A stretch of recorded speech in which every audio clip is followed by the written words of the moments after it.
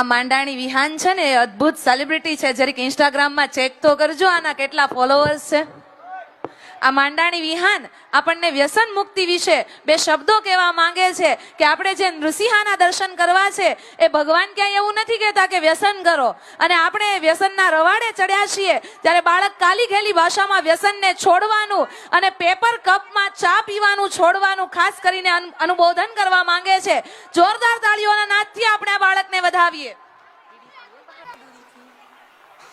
બીડી પીવે બહાદુરીથી અને પછી ઠૂઠાના કરી દે ઘા. કેન્સરની તમને બીક નથી? વાહ ભાઈ વાહ, જ્ઞાન જાદુ છે એમ સમજી ગુટકા સૌ અહીં ખાય છે.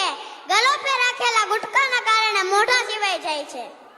માવો ચોળી મોજથી પછી મૂંગી ભાષા બોલે છે. ચેતી જજો વહાલા વડીલો, કેન્સરના દ્વાર ખોલે છે. તમાકુ ખાય તાનમાં અને પડો ન ખાવે પાનમાં. કેન્સર થાય પછી સારા સારા લોકો આવી જાય છે ભાનમાં. પીવો તમે પ્રેમથી, પેપર કપમાં પીતા નહીં ચા. એમાં આવે છે કેન્સર, એવું લાગશે કેન્સર ના ઘા. તમને જે કેન્સરથી દૂર કરી કરે છે તમારી કેર, એ વ્યક્તિને પડે તમારા માથું દુખવાથી અફેર. જોરદાર તાળીઓના નાદથી વધાવીએ આપણે વિહાનને. અને આ વિહાન ભવિષ્યમાં બહુ મોટી સેલિબ્રિટી બની અને જેબી એન્ડ કાર્પ વિદ્યા સંકુલનું નામ રોશન કરે એવા આપણે સૌ એને શુભકામના આપીએ.